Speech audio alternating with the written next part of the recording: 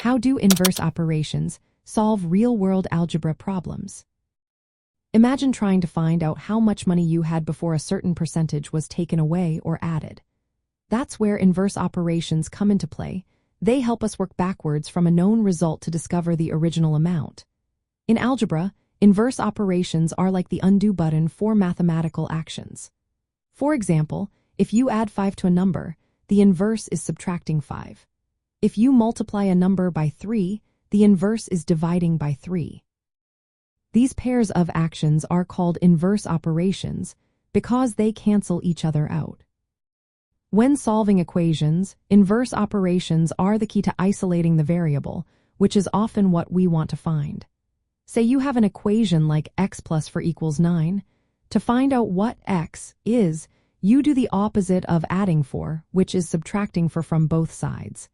This leaves you with equals 5.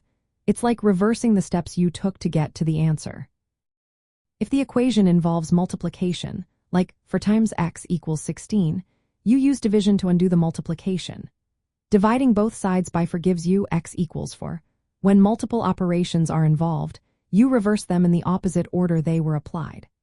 For example, in the equation 4 times x minus 3 equals 13, first add 3 to both sides to undo the minus 3, then divide both sides by 4 to undo the multiplication.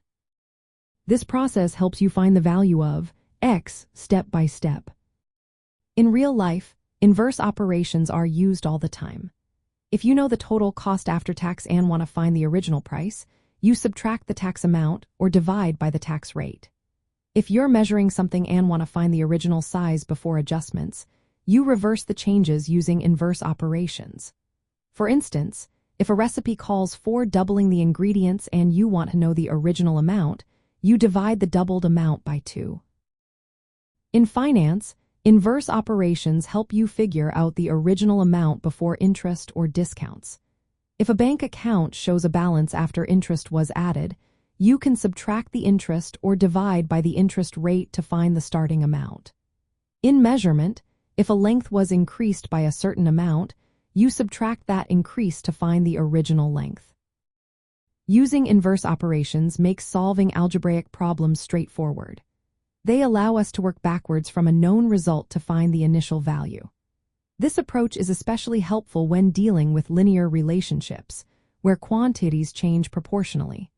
Whether in everyday life or complex calculations, understanding how to apply inverse operations helps you solve problems confidently and accurately.